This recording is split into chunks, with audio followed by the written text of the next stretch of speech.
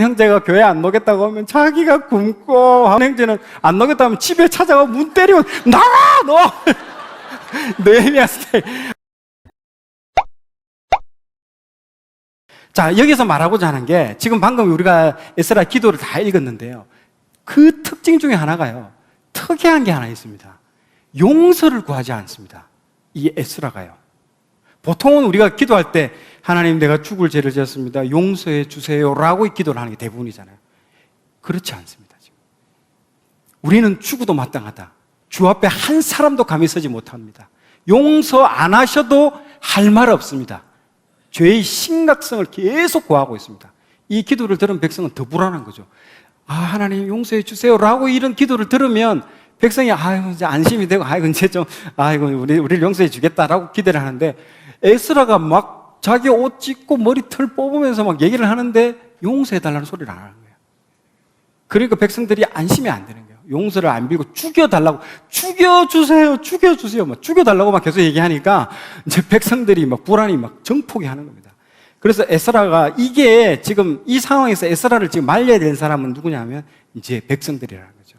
성경은 에스라 행동에 지금 초점을 맞추고 계속 쓰고 있습니다. 백성들이 에스라만 바라보는 상황임을 지금 암시해 주고 있는 겁니다. 그래서 막 분위기가 더 무섭습니다. 지금 보면 에스라가 원하는 상황이죠, 이게. 왜냐하면 백성들이 심각성을 알고 스스로 결단해 주기를 원하는 겁니다. 스스로 그 이방 여인과 어떻게 좀 결단해 주기를 원합니다. 솔직히 이 이혼 문제는요, 에스라도 강제적으로 너 이혼해 이리 못합니다, 지금 상황에.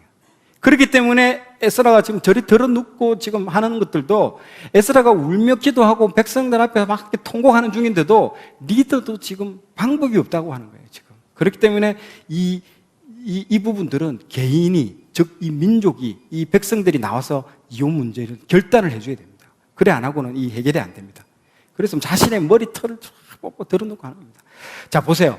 지금 보면 이 에스라에 보면, 에스라는 내가 머리털과 수염을 뜯으며 기가 막혀, 이 스타일도 다릅니다. 에스라하고 느헤미야 스타일이. 에스라는 자신을 막 학대하는 약간 스타일, 자기를 막 내 몸을 때리는, 느헤미야는 정반대입니다. 뭐라고 되어 있냐, 내가 그들을 책망하고 그들 중 몇 사람을 때리고 그들의 머리털을 뽑고 이렇게. 이야, 이 뭐 느헤미야 정말 화끈한 스타일로 화끈합니다, 그냥 뭐.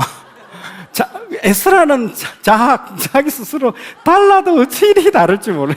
두 사람의 스타일이 완전히 다릅니다. 공감이 가죠. 어떤 사람은 에스라 스타일이 있죠. 막 어떤 형제가 교회 안 오겠다고 하면 자기가 굶고 하고 있는데, 어떤 형제는 안 오겠다고 하면 집에 찾아가 문 때리고 나와 너! 느헤미야 스타일. 안 나와! 내가 너 내쫓자고 하는 거냐? 네, 그런 스타일이 다 완전히 다른 겁니다. 여기도 그런 게 비교적으로 보여주고 있는 거죠. 재밌습니다. 그래서 에스라가 막 죽여달라고 막 계속 그렇게 합니다. 계속 그렇게 하다 막, 아이고, 백성들이, 아이고, 저러다 저 어른 죽는다고 막 걱정을 하는 거예요, 백성들이. 그래서 한 명이 딱 나서기 시작합니다. 그 사람이 엘람 자손 스가냐라는 사람이 났습니다. 그 사람이 이름이 이제 스가냐인데요, 1차 귀환에 1000명 그때 나왔잖아요. 그 중에 한 명입니다. 그 이름이 나옵니다. 아내와 아들을 다 내보내겠다고 이제 제가 결단했습니다. 내 아내하고 내 애들을 떠나보내겠다고. 야, 쉬운 거 아니거든요. 이게 진짜 가족 문제잖아요, 이게.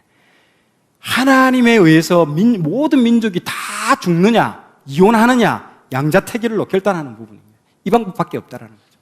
에스라의 기도 덕분에 겨우 한 가정 지금 결단한 겁니다. 그러나 아직 가야 할 길은 멀다라는 거죠. 참, 이거 읽으면서 여러분들, 이게 뭐 이렇게까지 해야 되나 할 정도인데요, 아까 우상숭배를 분명히 보셔야 됩니다. 그래서 한 가정, 두 가정 가지고는 이 문제 해결이 안 돼요. 그래서 하나님 앞에 또 금식합니다. 또 골방에 앉아가지고, 성전에 방들이 많거든요. 그 중에 한 방을 선택해서, 우리 저기 크리오치필가 방 많잖아요. 그 중에 하나 딱 방 정해서 기도하기 시작합니다. 골방에다 기도하는 거죠. 금식 기도 이후에 이제 결단을 딱 내립니다. 나옵니다. 3일 내로 다 모여라. 3일 내로 다 모여라. 안 모이면 죽이겠다고.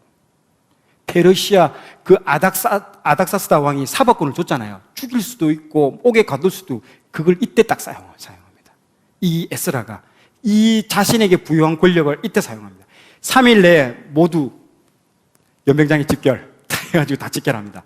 집결했는데 그날 또 비도 와. 우당탕 하면서 비도 오고, 이날이 보통 그 11월, 12월 우기철입니다. 이게 이스라엘에 아홉째 달은 이게 우기철입니다. 비도 오는 거예요.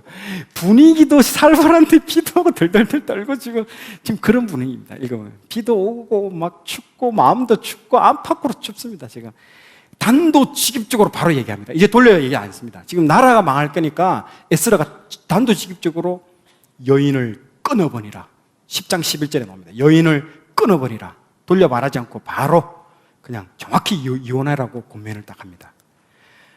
그런데 이혼하라고 해도 이게 이혼하려면 우리나라에도 법에 가면 조정위원회가 있잖아요. 몇 달이 걸리잖아요. 그런 것처럼 실제로 이 일도 바로 되는 게 아니고 유대인들도 이혼 문제에 대해서 조정위원회가 딱 형성이 되는 겁니다. 조사를 해야 됩니다.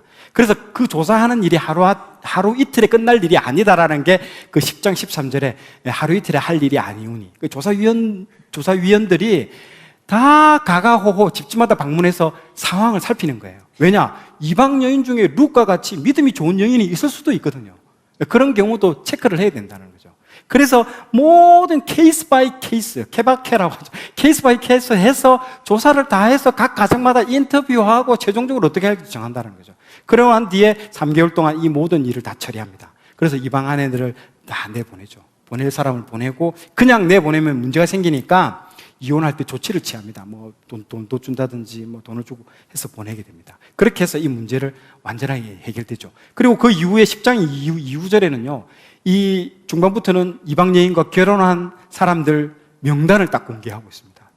그러니까 칠판에 우리 학교에 보면 떠든 사람 해가지고 이름 칠판에 적어 놓듯이 웃깁니다. 보면요, 이게 10장 후반절에 보면 다 나옵니다. 제사장 레위인이 한 10여 명 되고요, 일반 백성이 80명, 총 100명 이상의 이름이 쫙 다 나옵니다. 다시는 우상숭배하고 이 관련이 문제가 없도록 심각하게 다루고 있습니다. 이 책이 일반적으로 여러분들 책 끝 말미녀가 어떻게 책이 끝나야 됩니까? 뭐 공주는 왕자하고 결혼했다, 뭐 이 동화책 그런 것처럼 앞에 우리 이상한 책들도 다 훈훈하게 마치거든요. 하나님이 뭐 해서 번성하게 했더라, 뭐 이렇게 끝나야 되는데 에스라가 개혁을 진행해서 이렇게 성공적으로 완료했다라고 마쳐야 되는데 끝이 떠든 사람 이름 적은 걸 끝난 거예요. 이렇게 이혼한 사람 이름 적은 걸 끝나요. 책이 에스라가 그리 책이 끝납니다. 아마 미리 읽어온 사람 참 이상하다고 느꼈을 겁니다. 왜 그리 끝났을까요? 느헤미야서 끝을 보세요. 느헤미야 13장 29절도 보세요. 맨 마지막도 그렇게 끝납니다. 거기에도 제사장 직분을 더럽히고 언약을 어긴 사람을 기억하소서 이렇게 적어놨습니다. 뭔가 책 끝이 이상합니다. 에스라, 느헤미야 둘 다 그래요. 의도적으로 그렇게 했다는 거예요. 의도적으로 작가가. 우리는 에스라, 느헤미야가 모두 회복과 관련된 책이라 해가지고 막 소망을 가지고 막 읽었습니다. 근데 끝이 이상하게 마칩니다.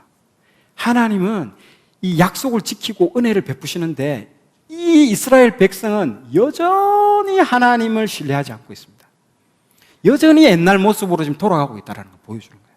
옛 모습으로 돌아가고, 우리 똑같은 거죠. 그러면서 포로 갔던 것들이 이제 소용없다는 거죠. 이들이 또 다시 포로로 보낼 수 없지 않습니까? 또 희망이 없는 것처럼 보인다는 거죠. 왜 저자는 이렇게 끝마칠까요? 인간의 한계를 드러낸다는 거죠. 자, 그게 그겁니다. 다음 장. 이제 유일한 건 남은 건 뭐냐? 유일한 건 메시아라는 거죠. 이렇게 끝내는 이유가 메시아를 불러오기 위해서 이렇게 끝내, 일부러 이렇게 끝내는 겁니다. 신약으로, 아까 내가 말했죠. 구약에서 신약으로 넘어가는 책이라고. 메시아입니다, 메시아. 끝을 일부러 그렇게 끝낸 거예요. 역사서 끝을.